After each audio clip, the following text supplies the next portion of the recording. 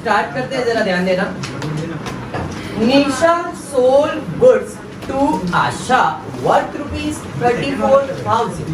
अब जरा फिर से ध्यान देना, निशा ने गुड्स बेचा है विनीत आशा को। तो यहाँ पे दो लोग हैं, एक है निशा और एक है आशा। चलो ध्यान दो, निशा ने गुड्स सोल्ड किया, जो गुड्स बेचेगा वो बिल ड्रॉ करेगा और जो बिल ड्रॉ करेगा वो ड्रॉवर होगा। पहला तो समझ में आया। अब आशा ने गुड्स परचेज किया है, हाँ या नहीं?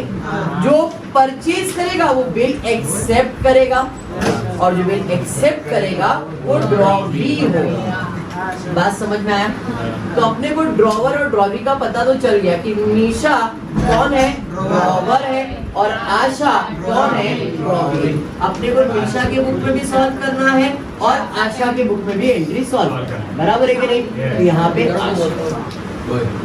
अब ये पता चल गया है तो प्रॉब्लम आगे नहीं पढ़ रहा हूँ मैं, आगे अभी पहले अपना जो कंसेप्ट है पहले उसके हिसाब से एंट्री सॉल्व कर लेते हैं और बाद में प्रॉब्लम को कंप्लीट करेंगे, ठीक है? तो पहले डिसऑनर है तो इंटरेस्ट है, इंटरेस्ट है तो कैश है, कैश है तो ड्यू बिल है, क्लियर है कि नहीं?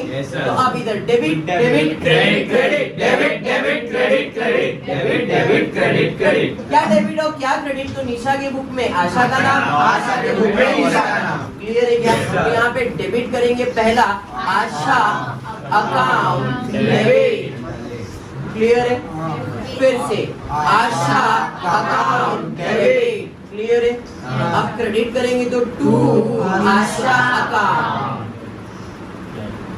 वापस से टू आशा अकाउंट, अंडरस्टूड?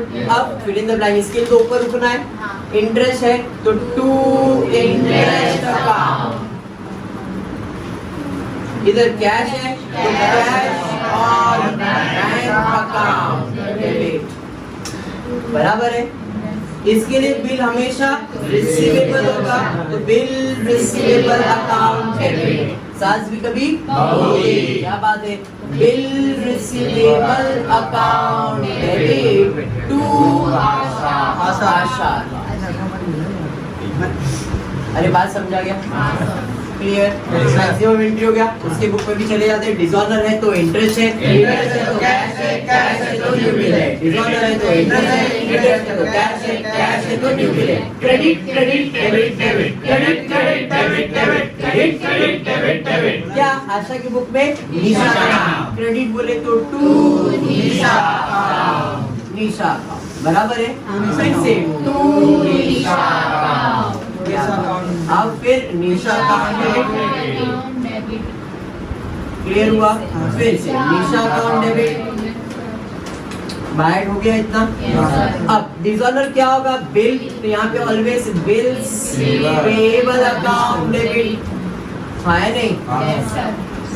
इधर इंटरेस्ट तो इंटरेस्ट अकाउंट डेबिट, कैश है तो टू कैश और बैंक अकाउंट, और इसके लिए बिल्स पेएबल होता है तो बिल्स पेएबल अकाउंट। साथ में कभी बहुत नहीं बढ़िया सेव एंट्री लिखो यहाँ पे, Nisha account debit to bills payable account, clear हो गया यहाँ तक? पक्का? सब लोग को क्लियर है?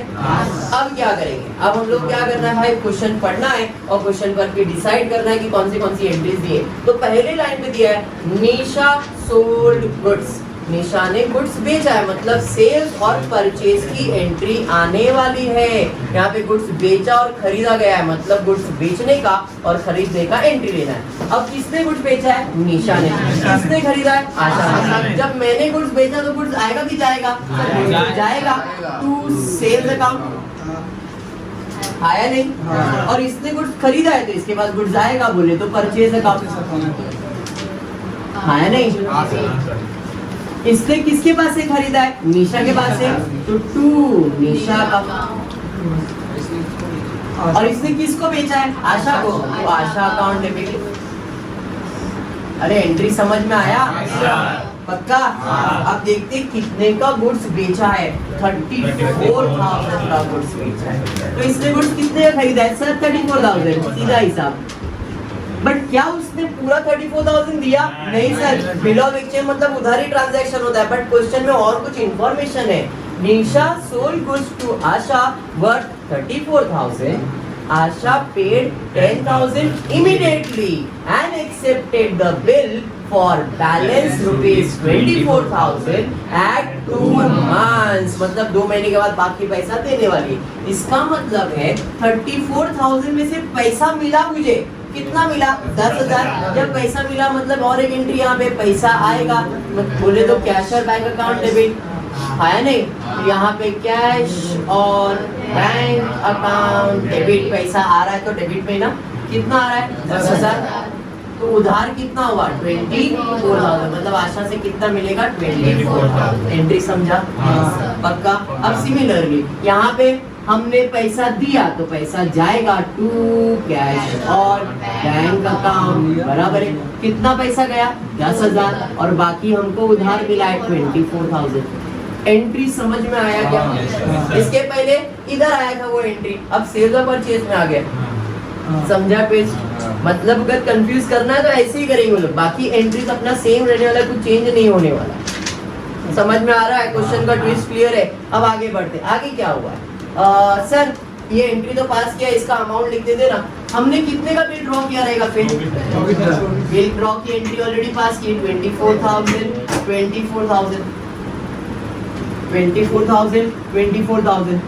बिल ड्रॉ की एंट्री तो ऑलरेडी पास हो चुकी है आपके पास।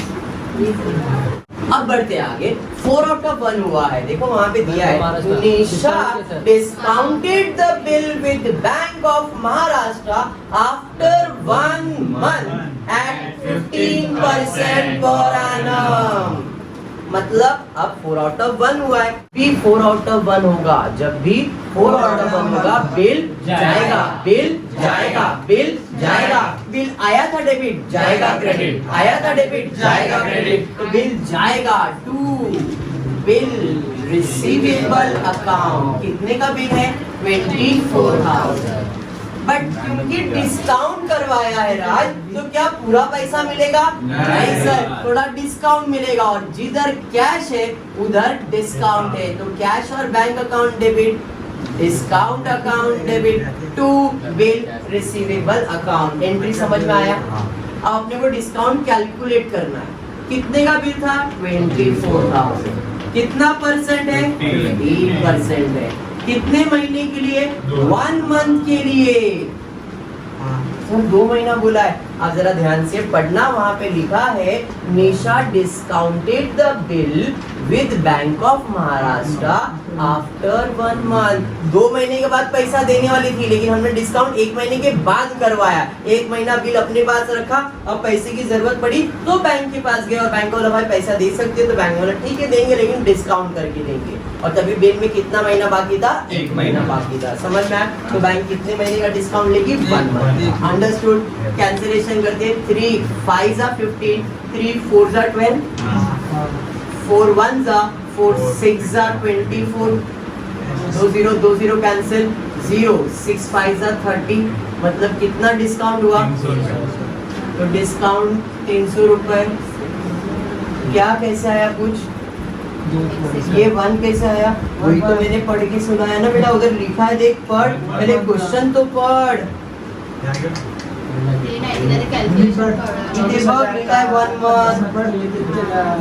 उसको वर्ड आउट है, कैलकुलेशन कर लेगी वो। 1/12, 3 5 15, 3 4 12। 3 के टेबल में 15 जाता है, 3 के टेबल में 12 जाता है ना। 3 चौके 12, 3 पंजे 15। अभी तुम कैसा बोलते मेरे को समझता नहीं है। क्लियर? यहाँ तक मैंने कैंसिल किया। फिर 4 1 4 6 24, 0 0 0। इसके 2 0, इसके 60 × 5 करोगे 300 आ जाएगा। तो डिस्काउंट कितना आया? 300 रुपए डिस्काउंट में। तो 24,000 में से अगर 300 रुपया उसने डिस्काउंट काटा है तो मुझे पैसा कितना दिया है? 23,700। अरे बात समझा? अब भाई साहब इसके पास जाना पड़ेगा, इसके पास तो पहले से सलमान खान बैठा है। No entry. समझ में आएगा? नहीं, वो किधर जाएगा? उधर ही रहने वाला। हमेशा रहेगा सर। हाँ हमेशा उधर वैसा ही रहेगा। सलमान खान ठीक रहेगा। है, समझ में आया। अब बढ़ेंगे आगे, देखते क्या हुआ है आगे। The bill was dishonour on the due date and Asha requested Nisha to accept ₹4,000 and interest in cash on the remaining amount at the rate 11% per annum for 3 months। जरा देखते अब क्या होने वाला है। पहले यहाँ पे entry fill in the blank करना पड़ेगा। ऊपर कौन सा एंट्री है? डिस्काउंट। जब डिस्काउंटेड बिल डिसऑनर होगा तो टू बैंक अकाउंट लिख देगा। इसके पहले एंडोसी का नाम लिखा था, उसके पहले बीएफसी लिखा था। मैंने आपको बताया ऊपर जो एंट्री है उसका नामकरण करना है। एंडोस है तो एंडोसी, बीएफसी है तो बीएफसी, डिस्काउंट है तो बैंक, और अगर सलमान खान है तो बिल रिसीवेबल। अरे समझा? इसके लिए रिसीवेबल है तो उसके लिए पेबल है, और तो वही लिखते हो। समझा ये? चलो ठीक है। नोटिंग चार्जेस वगैरह है क्या? नहीं सर। तो कितने का बिल था? 24,000। सेम चीज, 24,000। अंडरस्टूड? इंटरेस्ट कितना है तो सर मालूम नहीं है, कैलकुलेट करना पड़ेगा। अब जरा ध्यान देना, 24,000 का बिल है, उसने 4,000 कैश दे दिया, ऐसा क्वेश्चन में बोला है। क्वेश्चन में बोला मतलब बैलेंस कितना बचा? 20,000। इंटरेस्ट हमेशा बैलेंस अमाउंट पे कैलकुलेट होगा। इंटरेस्ट हमेशा बैलेंस अमाउंट पे कैलकुलेट होगा। Interest is calculated on balance amount. Interest is calculated on balance amount. तो 20,000 के ऊपर 11% बोले तो 11/100 कितने मंथ्स के लिए? 3 मंथ्स के लिए। सर आपको कैसे मालूम? क्वेश्चन में लिहून दिलेला है। क्लियर? कैंसिलेशन करते 3 1 3 4 12 4 1 4 5 20 0 0 0 2 0 2 0 50 into 11 55 550। समझा ये? तो ये जो 550 आया वो क्या आया? इंटरेस्ट। जो इंटरेस्ट का अमाउंट मिल गया, एंट्री तो पहले से लिख के रखा है 550 550 550 550। अरे समझा? पक्का? अब कैश, कैश के बारे में पढ़ते क्या बोला है? तो कैश के बारे में बोला है Asha requested Nisha to accept ₹4,000 and interest in cash on the remaining amount. मतलब आशा कितना पैसा देने की बात कर रही है? 4,000 रुपए प्लस इंटरेस्ट का भी पैसा देने की बात कर रही है। तो इसका मतलब है कैश में कितना पैसा मिलने वाला है? 4,550। 4,550। समझ में आया क्या? वो कैश तो दे रही है और इंटरेस्ट का पैसा भी देने वाली है। इंटरेस्ट 550 है, वो भी पैसा उसने मुझे पे कर दिया है। समझा क्या? तो कैश रिसीव पे 4,550 की एंट्री आएगी, 4,000 की नहीं। क्लियर? तो यहाँ पे भी एंट्री पास किया है 4550 4550। अब पिन मारेंगे, तो पिन मारते देखते क्या होगा। प्रीवियस बिल है 24,000 का, इंटरेस्ट है 550, नोटिंग चार्जेस नहीं है यहाँ पे, बराबर है कि नहीं? तो टोटल हो गया 24,550 माइनस कैश रिसीव्ड एंट्री 4,550। तो नया बिल कितने का बनेगा? 20,000। आप खुद लॉजिक लगा लो, 24,000 देना था, 4,000 दिया, बचा कितना? 20,000। 550 रुपए इंटरेस्ट वो भी उसने दे दिया, तो नया बिल तो 20,000 का ही बनेगा। समझ में आया? तो नया बिल की एंट्री 20,000 एंट्री आपके पास किया है 20,000 20,000। क्लियर है क्या? Yes sir. पक्का? 100%। आगे बढ़ते, आगे क्या दिया है? निशा agreed and for the balance Asha accepted a new bill at 3 months आगे। But Asha became insolvent and only 40% could be recovered from her estate। Underline the word insolvent। नया चीज पढ़ने वाले हैं, insolvent।